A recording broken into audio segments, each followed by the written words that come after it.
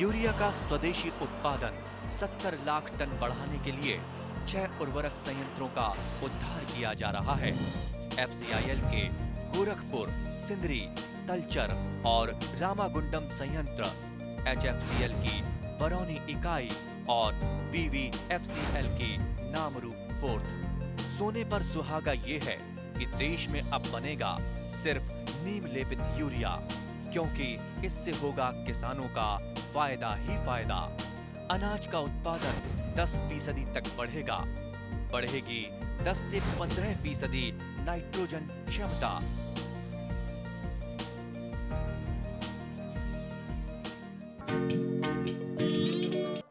দৰং জিলাৰ কলাইগাঁও উন্নয়ন খণ্ডৰ অন্তৰ্গত গড়গড়ি এখন গাঁও। দৰঙৰ দেওমৰ নৈৰ পশ্চিম দিশত অৱস্থিত গড়গড়ি গাঁওখন দৰং কৃষি বিভাগ, কৃষি বিজ্ঞান কেন্দ্ৰ দৰং আৰু জিলা মীন বিভাগৰ বিভিন্ন ধৰণৰ প্ৰদৰ্শনমূলক খেতিৰ ব্যৱস্থা কৰি আহিছে। উক্ত গাঁৱৰ প্ৰগতিশীল কৃষক শ্ৰী মহেন্দ্ৰ বৰুৱাই নিজৰ চৌহদত কৰি আছে বিভিন্ন ধৰণৰ খেতি।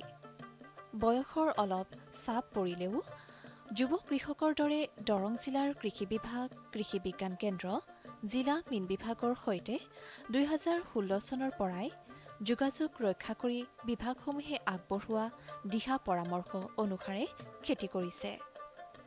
শ্ৰী মহেন্দ্ৰ বৰুৱা এগৰাকী ব্যতিক্ৰমী প্ৰগতিশীল কৃষক। তেখেতে 2016 চনত এক বিশেষ প্ৰশিক্ষণ পাই পকাঘৰ বনোৱাৰ ভেটি স্থাপন কৰা ঠাইতে হাফ ৱাল তৈয়াৰ কৰি মাগুৰ, কুচিয়া, কাৱৈ আদি পুহি যথেষ্ট সুফল আৰু সুনাম লাভ কৰি দৰং জিলাৰ প্ৰগতিশীল কৃষকৰ স্থান পায়। এই ক্ষেত্ৰত বিভাগৰ কৃষি উন্নয়ন বিষয়া BTM, জিলা কৃষি বিভাগৰ লগতে আন বিভাগেও সহায় কৰে। গতিকে আহক দৰং জিলাৰ গড়গড়ি গাঁৱৰ প্ৰগতিশীল যুৱক শ্ৰী মহেন্দ্ৰ বৰুৱাৰ মুখেৰে তেখেতৰ কৃষক হিচাপে লাভ কৰা অভিজ্ঞতা আৰু মাগুৰ মাছ কেনেকৈ পুহিছিল শুনো। আপুনি ইয়াতে দেখিছোঁ আপোনাৰ টেংকিৰ কিবা কি কৰিছে ইয়াতে? হয়, মই প্ৰায় 2015 চনৰ পৰা বিশেষভাৱে দৰং জিলা মীন বিভাগৰ ফালৰ পৰা মই এটা প্ৰশিক্ষণ পাইছিলোঁ, মাগুৰ আৰু কুচিয়া প্ৰশিক্ষণ। আৰু সেইটো মই 15 দিন প্ৰশিক্ষণ লোৱাৰ পিছত মই ইয়াতে এটা মোৰ ঘৰৰ ফাউণ্ডেশ্যন কৰিছিলোঁ। প্ৰথম অৱস্থাত মোৰ ইফালে থকা ঠাইখিনিত মই এতিয়া বৰ্তমান মোৰ সেইটো ঘৰ হ'ল, তাত এটা ফাউণ্ডেশ্যন আছিল। এই ফাউণ্ডেশ্যনটোত মই প্ৰথমে মাগুৰ মিৰ্জাৰ পৰা আমাৰ কৃষি মীন বিভাগৰ ফালৰ পৰা মিৰ্জাত মানে পোৱালি উৎপাদন কৰে, তাৰ পৰা মই প্ৰথম পোৱালি 1000 পোৱালি আনিছিলোঁ মাগুৰৰ। আৰু কুচিয়াটো অৱশ্যে মই লোকেল আমাৰ এই অঞ্চলৰ পৰাই মই কালেকশ্যন কৰি তেনেকৈ কুচিয়া আৰু মাগুৰ প্ৰথমতে পালন কৰিছিলোঁ। আৰু ভিয়েটনাম কইটো এই মিৰ্জাৰ পৰাই আনিছিলোঁ মই প্ৰথম অৱস্থাত 2015 চনতে। গতিকে 2015 চনৰ পৰা কণ্টিনিউ মই সেই দুটা টেংকিত মাছটো পুহি মই লাভৱান হৈছিলোঁ। আৰু বিভিন্ন মানুহে আহি কৃষি বিভাগে হওক, কৃষি বিজ্ঞানে হওক, ফিচাৰী ডিপাৰ্টমেণ্টে হওক, এনেকৈ আহি মোৰ এই বস্তুখিনি চাই মোক মানে সঁচাকৈ ভাল এটা পদক্ষেপ লোৱা বুলি কৈছিল। আৰু সেইমতে মই প্ৰকৃততে উপকৃতও হৈছিলোঁ। মই মাগুৰ মাছৰ পোৱালি 1000 পোৱালিত 10,000 টকা, তাৰমানে এটা পোৱালিত আঢ়ৈ ইঞ্চিৰ পোৱালি এটাত 10 টকা পাৰ পিচ, সেই হিচাপে কিনি আনি 1000 পোৱালিৰ মই 200 পোৱালি মই যেনিবা কিবা কাৰণত মৰিছে বা কিবা এটা হৈছে বুলি ধৰি লৈছোঁ। কিন্তু 800 পোৱালি প্ৰথমতে মই ধৰক 1000কৈ 100 গ্ৰাম যেতিয়া হ'ল তেতিয়া মই 7 মাহ পিছত সেই পোৱালি মাগুৰটো মই বিক্ৰী কৰি দিলোঁ। গতিকে তাৰ পৰা মই এটা ভাল এটা লাভ পালোঁ। তাৰপিছতে ঠিক তেনেকুৱা কুচিয়াটো এনেকুৱা এটা সময় হয় যিটো সময়ত মানে কুচিয়া মানুহে বিচাৰি নাপায়। কিন্তু সেই অৱস্থাত মোৰ তাত যে কুচিয়াটো পায় এই কথাটো অঞ্চলৰ মানুহে গম পায়। সেইমতে কুচিয়াটোতো মই মানে প্ৰথমতে 20 টকা বা 30 টকা পোৱালিবিলাক কিনি আনো, কিন্তু মই এডাল কুচিয়াত যেনিবা আধা কিলো হয় 100 টকা, 100ৰ পৰা 150 টকালৈ বিক্ৰী কৰি কুচিয়াৰ পৰা মই যথেষ্টখিনি লাভৱান হৈছিলোঁ। এই কুচিয়াৰ পোৱালিবিলাক আপুনি ক'ৰ পৰা আনিছিলে? পোৱালিবিলাক মই সাধাৰণতে বজাৰত যিটো অৱস্থাত লকডাউনৰ আগতেই প্ৰায় আমাৰ ওচৰৰ যিখিনি বজাৰ আছে, দেওমৰণিৰ বজাৰ সপ্তাহত 2 দিন হয়, বুধবাৰ আৰু শনিবাৰ। ঠিক তেনেকুৱা মহিলাপাৰাত আমাৰ ৰেগুলাৰ তাৰমানে বজাৰ হয়, তাত মাছ বেপাৰী বহে। গতিকে সেই তেওঁলোকে অঞ্চলৰ মাছ বেপাৰীখিনিয়ে গম পায় যে মহেন্দ্ৰ বৰুৱাই কুচিয়া পালন কৰে, গতিকে সৰু সৰু কুচিয়াবিলাকো তেওঁলোকে লৈ আহে আৰু সেইমতে মই সেই কুচিয়াবিলাক আনি কিলো মই ধৰক 100 টকা বা 150 টকা, 1 কিলোত কিন্তু 30 ডাল বা 40 ডালকৈ কুচিয়া আহে। আৰু সেই কুচিয়াকেইডাল আকৌ মই এডালত 100 টকা কৰি বিক্ৰী কৰোঁ। এতিয়া কুচিয়া পাবৰ কাৰণে নাই, গতিকে মোৰ তাত যিকোনো মানুহে কুচিয়া পাব আৰু কুচিয়াটো মই তেনেকৈ বিক্ৰী কৰোঁ। গতিকে আজি 15 চনৰ পৰা ধাৰাবাহিকভাৱে মই এই দুটা টেংকিত কাম কৰি যেতিয়া এই ঘৰটো হ'ল, আপোনালোকৰ আশীৰ্বাদত, ৰাইজৰ আশীৰ্বাদত এই ঘৰটো কৰিবলগীয়া হ'ল, তেতিয়া মই কিন্তু এই বস্তুটো এৰা নাই। ইয়াৰ উপৰি আপুনি কি কৰি আছে? ইয়াৰ উপৰি মই বিশেষভাৱে কেঁচু সাৰটো যিটো ভাৰ্মি কম্প'ষ্ট বুলি কয়, সেইটো মোক প্ৰথম দৰং জিলা কৃষি বিজ্ঞান কেন্দ্ৰই মোক এটা প্ৰশিক্ষণ দিছিলে আৰু সেই প্ৰশিক্ষণৰ জৰিয়তে প্ৰথমতে মই প্লাষ্টিক কিনি আনি প্লাষ্টিকৰ মানে টেংকত মই প্ৰথমতে কেঁচু সাৰটো কৰিছিলোঁ। তাৰপিছতে গৈ তাৰ পৰা মই যথেষ্ট লাভৱান হৈছিলোঁ যে কেঁচু সাৰটো পাৰ কিলো প্ৰথমতে মই 10 টকাৰ পৰা এতিয়া মই 25 টকা কিলো বিক্ৰী কৰোঁ।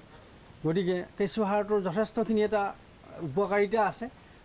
মঙলদৈ টাউনৰ পৰাও 6-7জন মানুহে মোৰ পৰা কেঁচু সাৰ লৈ যায় এতিয়া বৰ্তমান। গতিকে এতিয়া মোৰ প্লাষ্টিকৰ সেই টেংক নাই, এতিয়া মই পাকাৰ 8টা টেংকি বনাইছোঁ।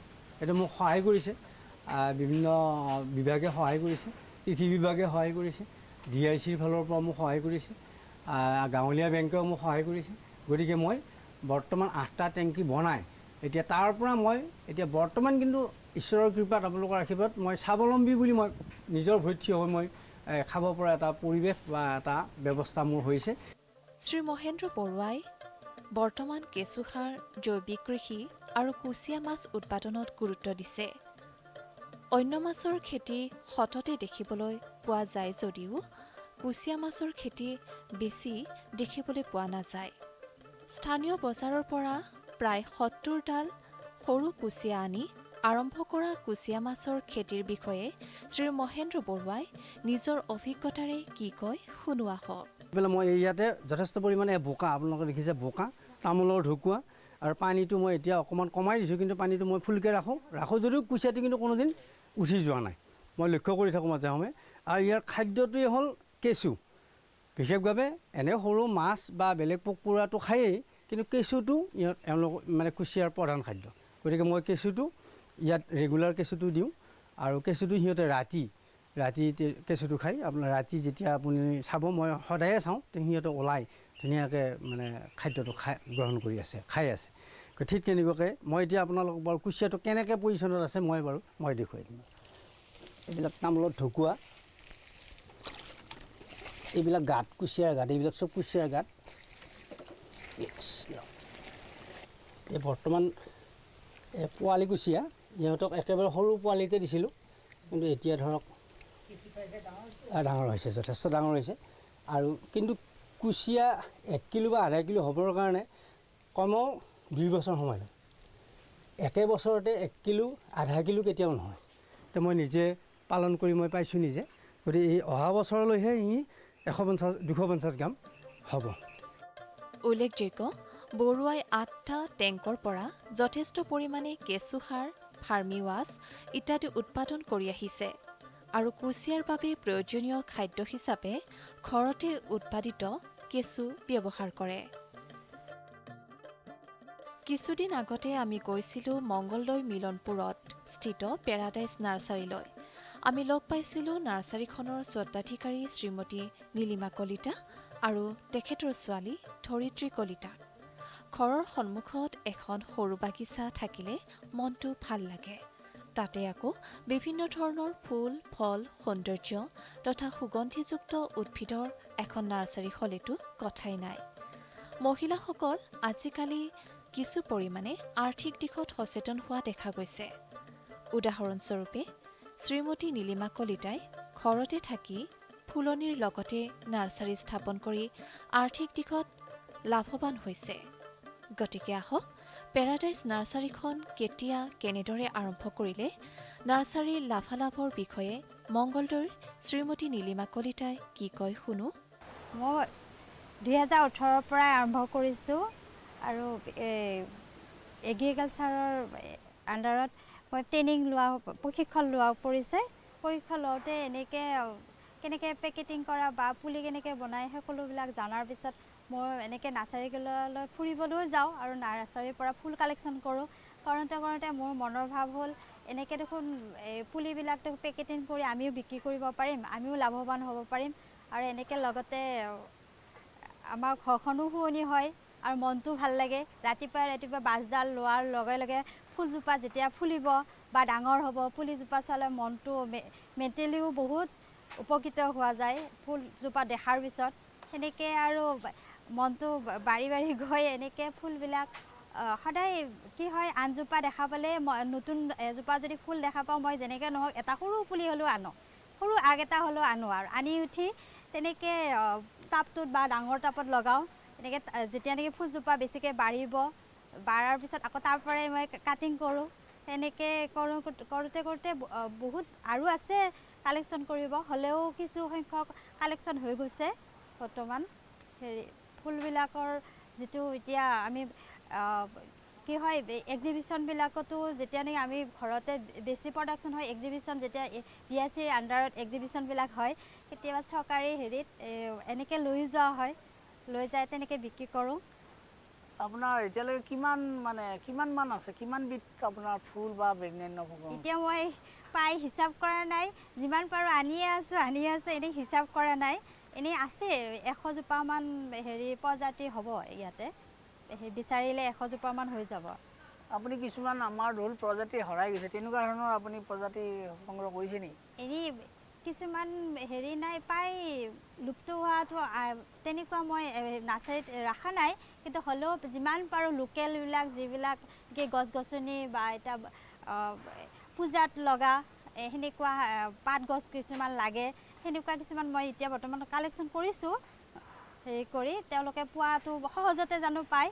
কেতিয়াবা মন্দিৰ এখনত এতিয়া কিছুমান মন্দিৰত এনেকুৱা হয় কিবা এটা আজি ভাল কাৰ্যসূচী এটা আৰম্ভ কৰিছে নতুন, পটককৈ আহি বকুল গছজোপায়ে বা নিম গছজোপায়ে বাইদেউ আজি অমুক এটা লাগিছিল সেইটো মই দিব পাৰিছোঁ, তেতিয়া মোৰ খুব মনটো ভাল লাগে। আৰু কেতিয়াবা এনেকৈ ভাবোঁ এই মন্দিৰত দিয়াজোপাৰ মই আৰু পইচাটো ল'ব দৰকাৰ নাই দে, ভগৱানৰ নামত দিছোঁ, তেনেকৈও ভাবা যায় আৰু মনটো বহুত ভাল লাগে। আৰু আপুনি ধৰি লওক নাৰ্চাৰীখনত আপোনাৰ 100 বিধ প্ৰজাতি আছে, তাৰ আৰু হয়তো অধিকেই হ'ব। হয়। তেনেকুৱা ক্ষেত্ৰত আপুনি বিশেষভাৱে কেইবিধমানৰ কথা আপুনি উল্লেখ কৰিব নেকি যে আপোনাৰ বিশেষকৈ বেছিকৈ মানুহে বিচৰা মই বেছিকৈ প্লেণ্টবিলাকৰ নামটো ক'ব বিচাৰোঁ যে স্নেক প্লেণ্টটো বেছিকৈ বিচাৰে, মানি প্লেণ্টটো বেছি বিচাৰে আৰু লাকি বেম্বো আৰু ইনডোৰ প্লেণ্টবিলাক যিবিলাক য়েলো পাম, গ্ৰীণ পাম তেনেকুৱা। আৰু এয়াৰ পিউৰিফাইটো এই কৰোণা মহামাৰীৰ দিনত বা এয়াৰ পিউৰিফাই কি গছ লাগে, নিম গছ সেনেকৈ বেছিকৈ বিচৰা মই মানুহ পাইছোঁ বা লৈও গৈছে তেওঁলোকে। এনেকৈ কিছু সংখ্যক পুলি বা এই পাতজাতীয় আৰু ইয়াৰে এৰিকা পামটো আৰু মহানিমৰ আৰু গ্ৰীণটো তেনেকৈ আছে আৰু ভাল আমাৰ পৰিৱেশটো অলপ চাফা কৰাত সহায় কৰে।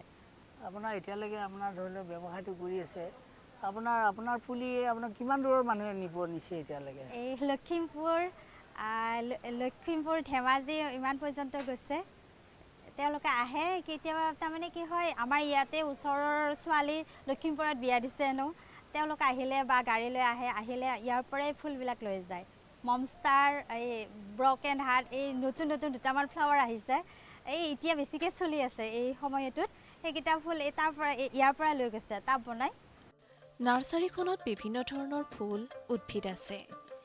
এইসমূহৰ ভিতৰত মহানিম, এল'ভেৰা, মুচন্দা, চন্দন, জবা আৰু বহুতো বিশেষ কেইবিধমান উদ্ভিদ, ফুল আদি প্ৰদৰ্শন কৰি শ্ৰী নীলিমা কলিতাই এনেদৰে কয়।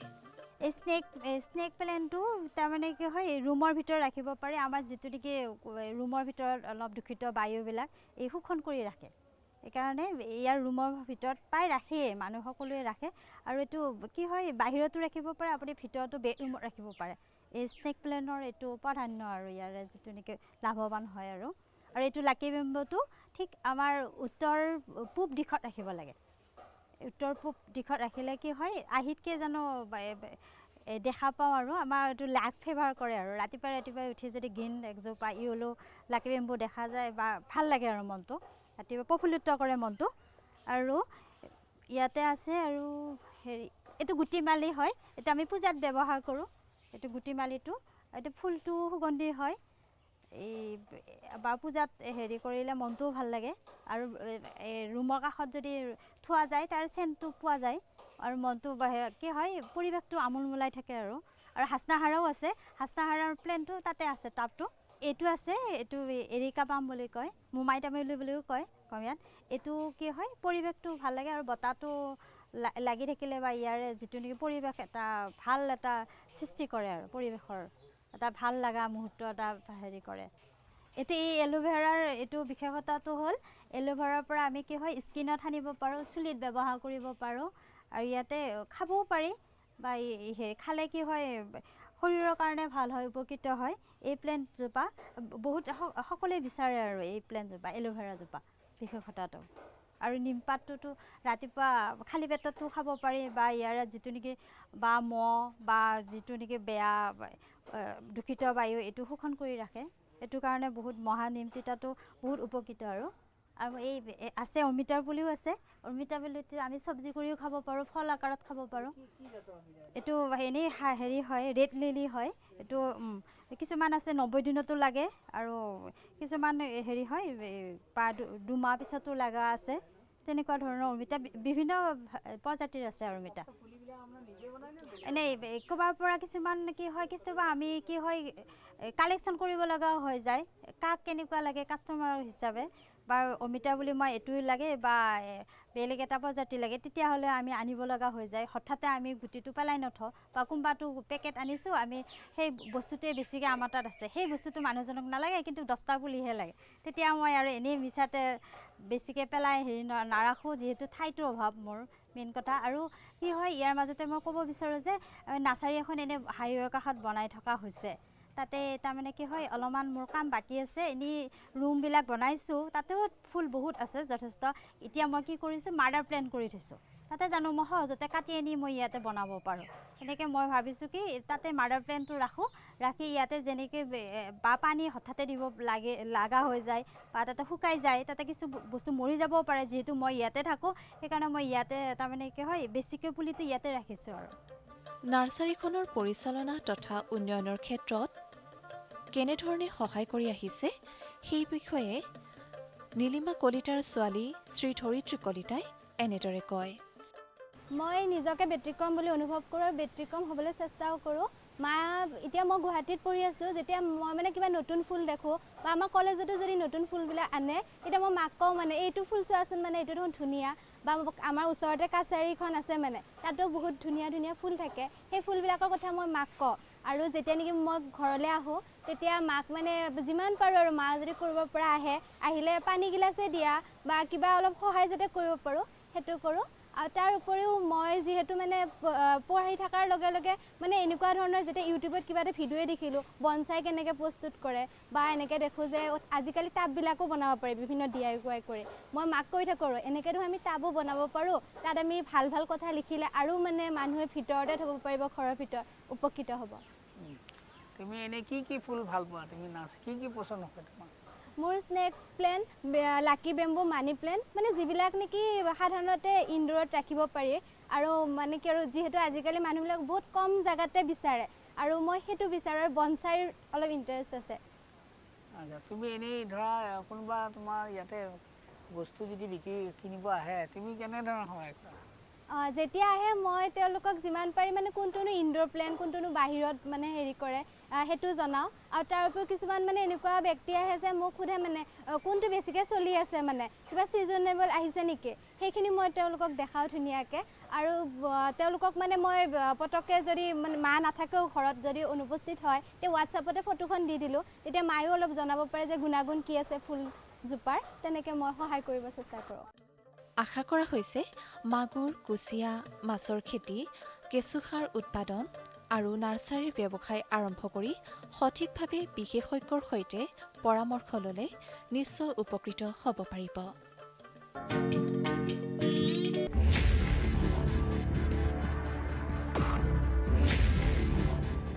भोजन, जल और शुद्ध वातावरण हमारे जीवन का मुख्य आधार है और कृषि इसका मूल स्तंभ। पिछले 60 वर्षों में विज्ञान आधारित कृषि का व्यापक प्रसार हुआ है। साथ ही कृत्रिम संसाधनों के बढ़ते प्रयोग से कृषि की सतत क्षमता पर चिंताएं बढ़ी हैं। प्रधानमंत्री श्री नरेंद्र मोदी जी के दूरदर्शी नेतृत्व के अंतर्गत रसायन मुक्त जैविक खेती एक महत्वपूर्ण प्रयास है। रसायन मुक्त जैविक खेती को बढ़ावा देने के लिए 5 वर्ष पूर्व सरकार ने परंपरागत कृषि विकास योजना तथा उत्तर पूर्व भारत में जैविक मूल्य श्रृंखला योजनाएं आरंभ की। ऑर्गेनिक फार्मिंग को देश भर में बढ़ावा देने के लिए सरकार अनेक प्रयास कर रही है। इसके लिए परंपरागत कृषि विकास योजना के तहत काम किया जा रहा है। न सिर्फ ऑर्गेनिक फार्मिंग को बल दिया जा रहा है बल्कि उसके लिए वैल्यू एडिशन और मार्केट की व्यवस्था भी की जा रही है। भारत सरकार एवं किसानों के सम्मिलित प्रयासों से आज देश के लगभग 36 लाख किसान 38 लाख हेक्टेयर क्षेत्र में जैविक खेती कर रहे हैं। इसके अतिरिक्त हमारे देश के अनेक ऐसे क्षेत्र हैं जहां आज भी पारंपरिक जैविक खेती हो रही है। इन पारंपरिक जैविक क्षेत्रों को जैविक प्रमाणीकरण सुलभ कराने हेतु पीजीएस के अंतर्गत लार्ज एरिया सर्टिफिकेट का प्रावधान किया गया है। इस प्रक्रिया की विशिष्टता ये है कि इसमें प्रमाणीकरण मात्र 2 से 3 महीनों में हो जाता है, जबकि सामान्य परिस्थितियों में इसमें 2 से 3 वर्ष का समय लगता है। अंडमान निकोबार केंद्र शासित प्रदेश के कार निकोबार एवं नैन काउरी द्वीप समूह देश के सर्वप्रथम ऐसे प्रमाणीकृत जैविक क्षेत्र हैं। अभी हाल ही में संपूर्ण लक्षद्वीप को जैविक खेती के रूप में प्रमाणित किया गया है। वर्ष 2016 में सिक्किम राज्य पूर्ण जैविक कृषि राज्य के रूप में प्रमाणित हो चुका है। सुदूर उत्तर में हिमालय श्रृंखला के बीच स्थित लद्दाख ने भी पूर्ण जैविक के लक्ष्य की ओर बढ़ना शुरू कर दिया है। जैविक उत्पादों को बाजार सुलभ कराने तथा किसानों की उपभोक्ताओं तक पहुंच बनाने के लिए एक समर्पित जैविक खेती पोर्टल भी बनाया गया है। जैविक खेती पोर्टल के जानकारी मंच और विपणन मंच के माध्यम से किसानों को उच्च गुणवत्ता उत्पादन तथा बाजार उपलब्ध कराया जा रहा है। आशा है देश के सभी राज्य अपने जैविक क्षेत्रों का विस्तार करेंगे और देश में जैविक कृषि क्रांति को मजबूत करने में योगदान देंगे। जैविक उत्पादों की देश और विदेशों में बढ़ती मांग तथा जैविक उत्पादों का बढ़ता बाजार, किसानों की उपभोक्ताओं तक पहुंच तथा जैविक एफपीओ द्वारा जैविक कृषि व्यापार में भागीदारी हमारे किसानों को अपनी आय बढ़ाने का अवसर दे रहा है। पिछले 5 वर्षों में जैविक कृषि उत्पादों का निर्यात दोगुने से अधिक बढ़कर 7,000 करोड़ रुपए से अधिक का हो गया है और इसमें प्रतिवर्ष 20% से अधिक की वृद्धि हो रही है। उम्मीद है पारंपरिक क्षेत्र के किसान भी इस बढ़ते बाजार से लाभान्वित होंगे और जैविक कृषि आंदोलन को आगे बढ़ाएंगे। किसानों की मुस्कान समृद्ध हिंदुस्तान की है पहचान।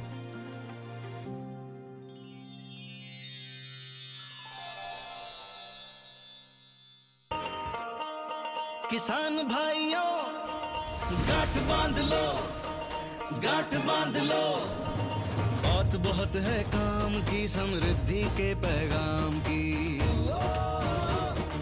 मिट्टी के मिजाज को समझो, मिट्टी के हर राज को समझो, मिट्टी की तुम जांच कराओ, मुफ्त सॉइल हेल्थ कार्ड ले जाओ, कभी मुनाफा मुनासिब बीज लगाओ, सही किस्म की खाद ले आओ, जितनी जरूरी उतनी डालो, सही मात्रा खुद पहचानो, इसको अपना मंत्र बना लो, मिट्टी की सेहत तो जानो। बात बहुत है काम की, कम लागत अधिक वरदान की, किसान भाइयों गांठ बांध लो। आज ही मिट्टी की जांच कराएं। राज्य सरकार के कृषि अधिकारी से संपर्क करें और मुफ्त में सॉइल हेल्थ कार्ड पाएं। कृषि और किसान कल्याण मंत्रालय द्वारा किसान हित में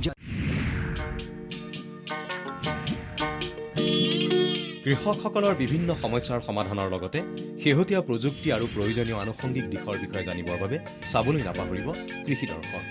প্ৰচাৰিত হয় প্ৰতি সোমবাৰৰ পৰা শুকুৰবাৰলৈ সন্ধিয়া 5:30 বজাৰ পৰা 6 বজালৈ।